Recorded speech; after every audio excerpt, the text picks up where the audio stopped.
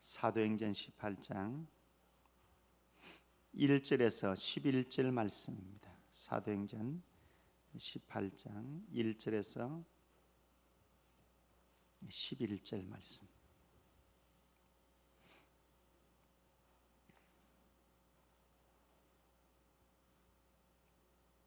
사도행전 18장 1절에서 11절 말씀, 우리 한 절씩 교독하도록 하겠습니다. 제가 먼저 1절 읽습니다. 그 후에 바울이 아덴을 떠나 고린도에 이르러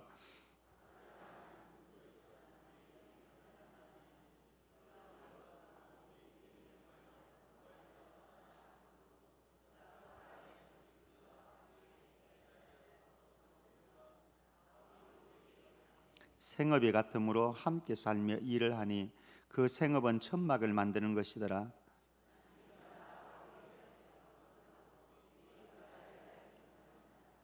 실라와 디모데가 마게도냐로부터 내려오매 바울이 하나님의 말씀에 붙잡혀 유대인들에게 예수는 그리스도라 밝히 증언하니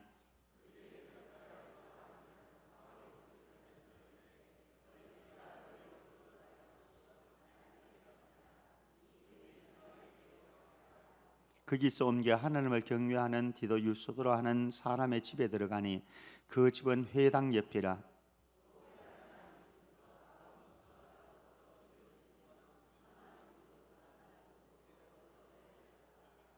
밤에 주께서 환상 가운데 바울에게 말씀하시되 두려워하지 말며 침묵하지 말고 말하라.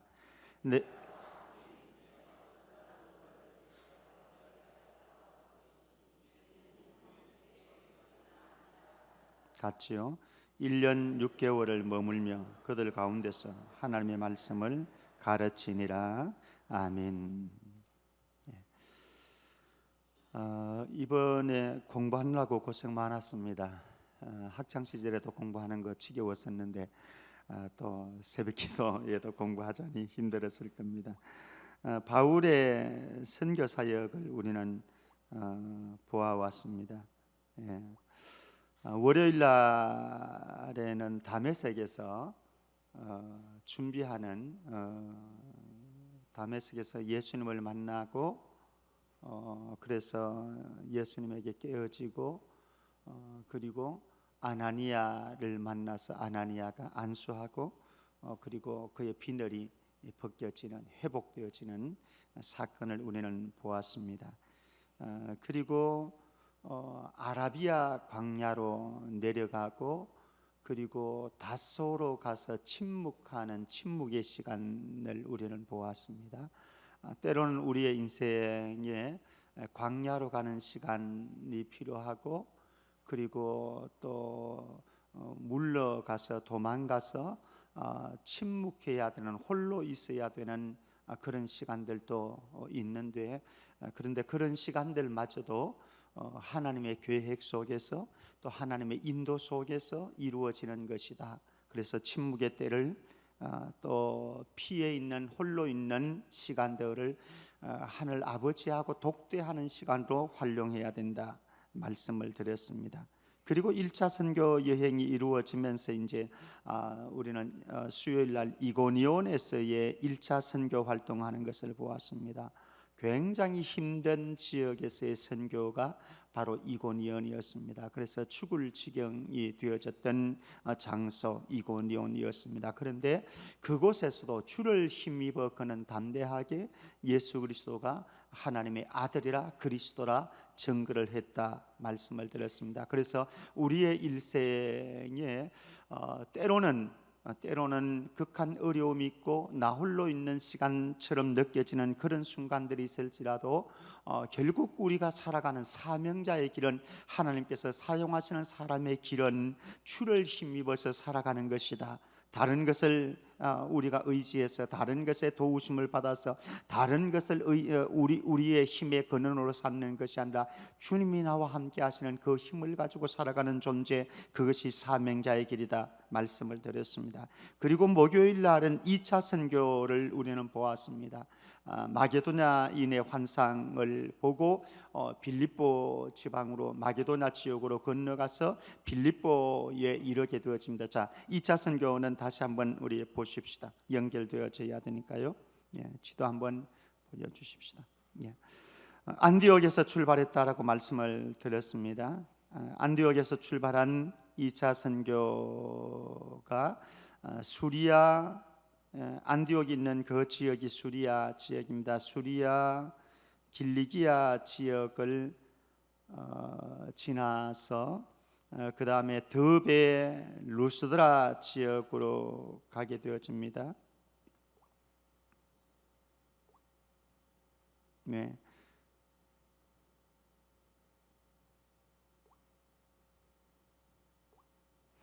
더베와 루스드라 지역으로 가서 바울의 계획상으로는 좌측에 있는 소아시아 지역에서 선교 활동을 하고 싶었습니다. 그런데 성령이 막았습니다.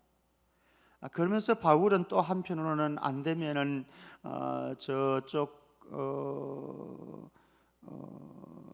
갈라디아 지역으로 가서 또 본도 지역으로 가서 터키 지역이죠. 터키 동북쪽으로 해서 복음을 전해야 되겠다, 이런 계획을 가지고 있었습니다. 그런데 안타깝게도 성령께서 그것도 막으셨습니다. 그래서 바울은 길을 돌려서 무시아를 지나서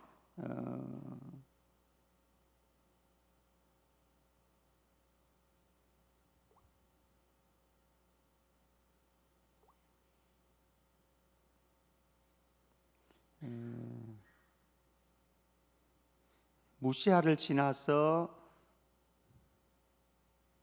드로아 지역으로 내려갔습니다. 드로아 지역은 항구입니다. 여기 저한테는 저 지도가 나타나지 않아서 무시아를 지나서 드로아로 내려갔습니다. 드로아로 내려가서 밤중에 환상을 보게 되어지죠. 마게도냐인의 환상이었습니다. 마게도냐는 빌립보 있는 저 지역이라고 말씀드렸습니다. 그리고 그 밑으로 내려가게 되어지면은 밑에 쪽이 이제 아가야 지방인데 오늘 아가야 지방으로 내려가게 되어집니다. 그래서 이 마게도냐인의 환상을 통해서 이리로 건너와서 우리를 좀 도와주라라고 한 환상을 보고 드로아에서 그는 주저하지 않고 유럽의 관문인 빌립보성으로 들어갔습니다. 빌립보성에 가서 복음을 전하는데 그곳에 하나님께서 예비해 둔 사람이 있었습니다. 루디아라고 하는 한 여성 기업가를 만나게 되어졌고, 근데 또 한 사람을 만나게 되어지는데 귀신 들려서 점치는 여종을 만나게 되어지죠. 그래서 그 여종을 고쳐주는 바람에 고소를 당해가지고 감옥에 가서 실컷 두들겨 맞고 초죽음이 되어서 감옥에서 바울과 실라가 이제 부흥회를 하는 장면들이 나옵니다. 근데 하나님께서는 놀랍게도 감옥에서 새로운 일을 하시는데 이 간수, 바울을 지키고 있는 간수가 회심하고 그 온 가족이 예수 믿는 이런 놀라운 역사들이 일어나게 되어집니다. 그러면서 빌립보성을 떠나게 되어집니다. 오늘 다시 내려갑니다.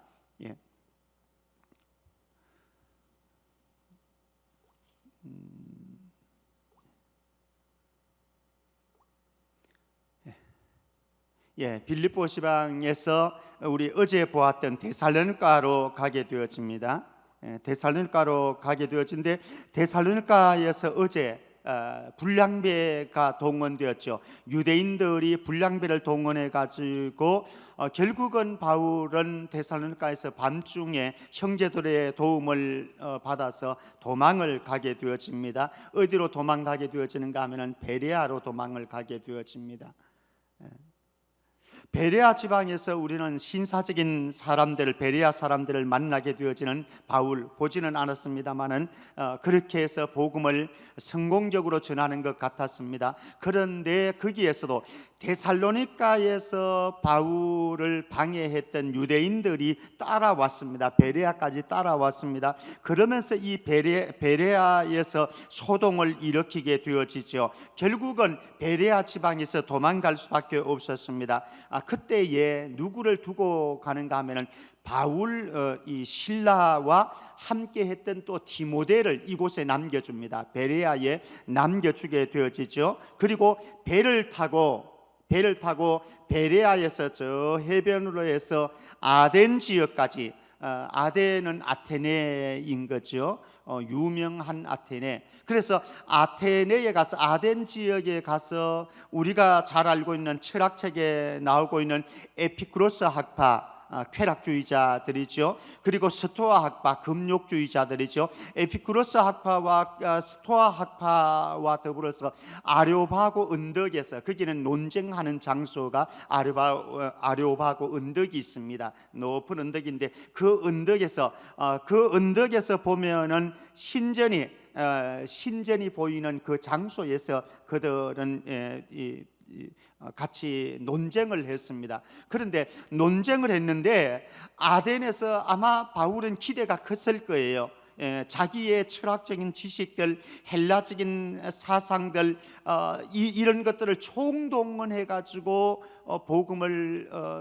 복음 전하기보다는 논쟁 쪽이 가까웠습니다. 그런데 거기에서 별로 열매가 없었습니다.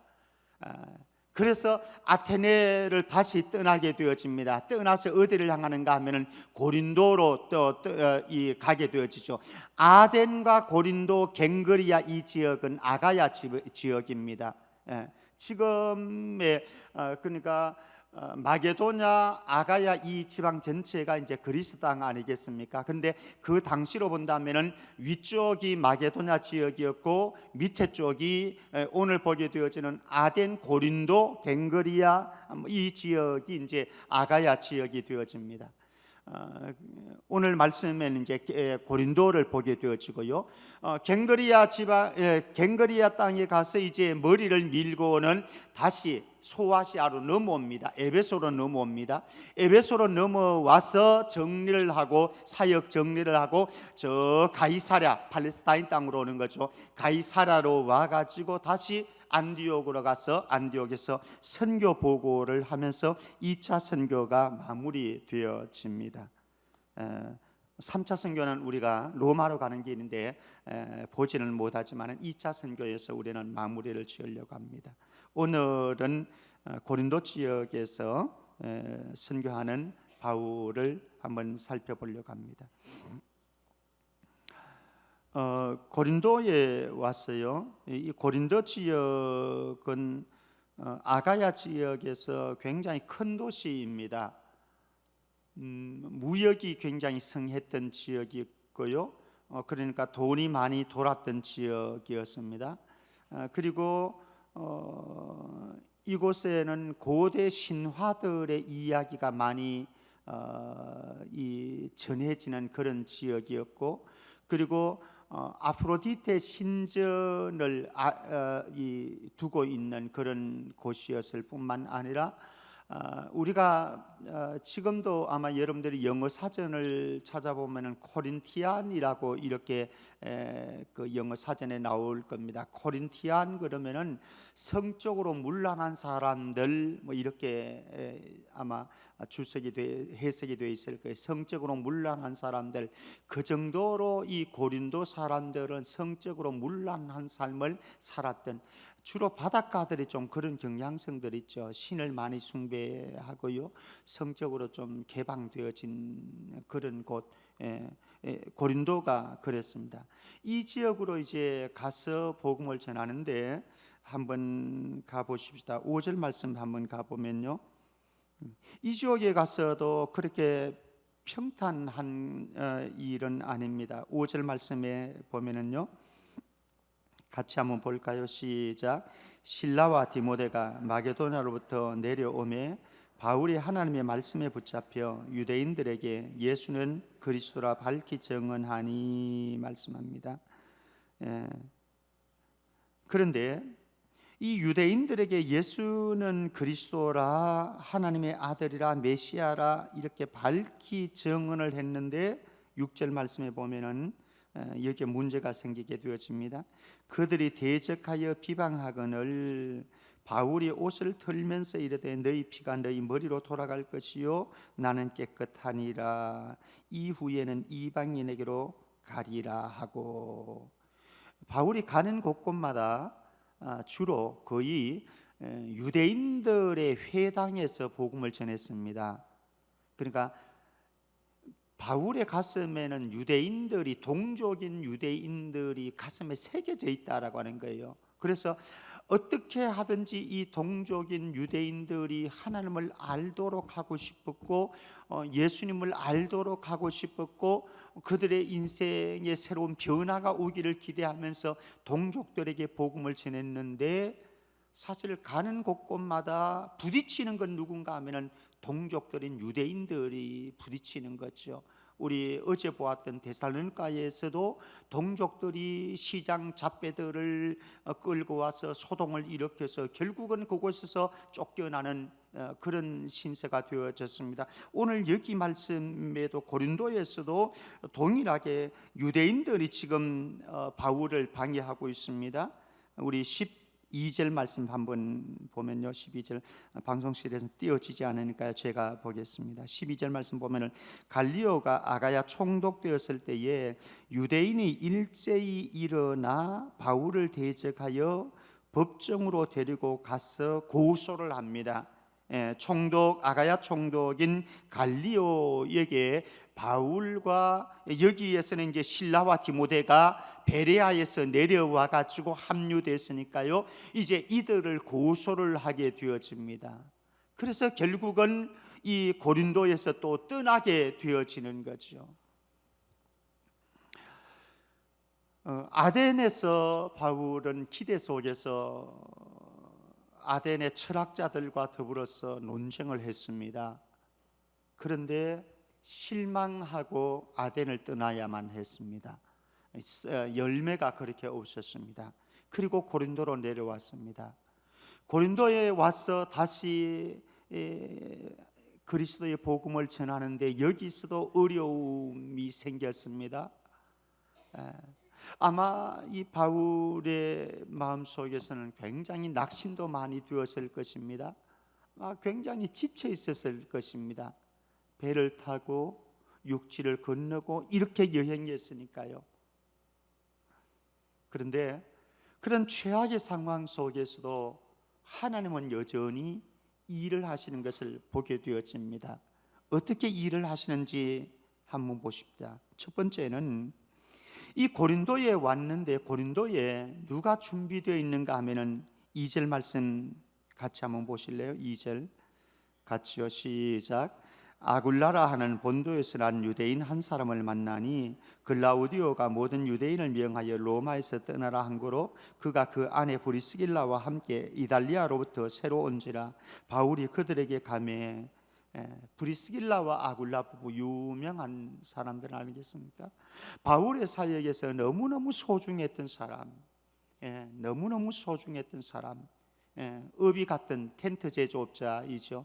텐트 제조업자인데 경쟁자가 아니라 동업자로, 복음의 동업자로 함께 바울의 사역을 지원해 주었던 후원자 브리스길라와 아굴라, 이들은 다른 서신에 가면은 자기 목숨이라도 바울에게 복음을 위해서 내놓을 정도로 헌신적인 충성스러운 사람 하나님께서 예비해 주셨습니다.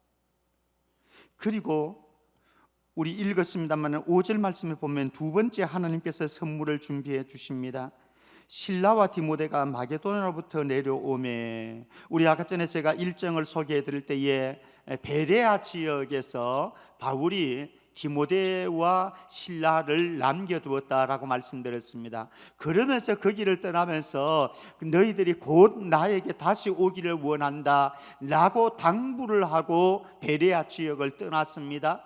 그리고 아테네로 가서 복음을 전하고 다시 고린도에 내려와서 고린도에서 이 실라와 디모데가 합류가 되어졌습니다. 아마 고린도에 홀로 와서 복음을 전하는, 아테네에서도 홀로 전했지요. 홀로 전하는 이 바울 외로웠을 것 같습니다. 그리고 이곳에 고린도에 와서도 복음을 전하는데 외로웠던 것 같습니다. 그런데 이 실라와 디모데가 내려왔습니다. 내려오매 바울이 하나님의 말씀에 붙잡혀서 유대인들에게 예수는 그리스도라 밝히 증언했다. 그러니까 신나서 힘을 얻어서 용기를 얻은 바울의 모습을 보게 되어지는 거죠. 하나님께서는 이렇게 예비해 가십니다. 근데 뿐만 아닙니다. 하나님께서 이제 6절에서 대적에게 비방을 받고 어려움을 겪게 되어지는데 7절 8절 말씀에 가면은 하나님께서 또 다른 선물을 준비해 주셨습니다. 7절 8절 말씀 봅니다. 거기서 옮겨 하나님을 경외하는 디도 유소도라는 사람의 집에 들어가니 그 집은 회당 옆이라.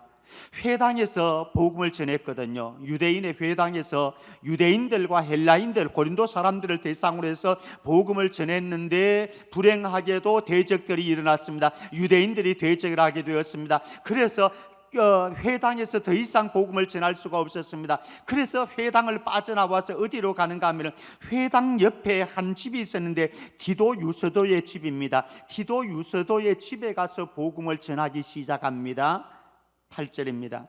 그때에 또 회당장 그리스도바가 온 집안과 더불어 주를 믿으며 수많은 고린도 사람도 듣고 믿어 세례를 받더라. 사실 피곤한 이 바울에게 사역의 열매가 맺혀진다고 하는 건 얼마나 소중한 일인지 모릅니다. 얼마나 힘이 되어지는지. 여기에서 하나님께서는 사역의 열매, 회당장 그리스도가 예수를 믿게 되어지는 일들이 일어나고 수많은 고린도 사람들이 예수를 믿고 세례를 받는 역사가 일어납니다. 그리고 더 중요한 사실, 9절 10절 말씀 우리 같이 읽습니다. 9절 10절 말씀 같이요. 시작. 밤에 주께서 환상 가운데 바울에게 말씀하시되 두려워하지 말며 침묵하지 말고 말하라. 내가 너와 함께 있음에 어떤 사람도 너를 대적하여 해롭게 할 자가 없을 것이니 이는 이 성중에 내 백성이 많음이라 하시더라. 우리는 때로는 하나님께서 쓰시는 그릇으로 사명자의 길을 걸어갈 때에 바울의 선교 일정을 보면은 끊임없이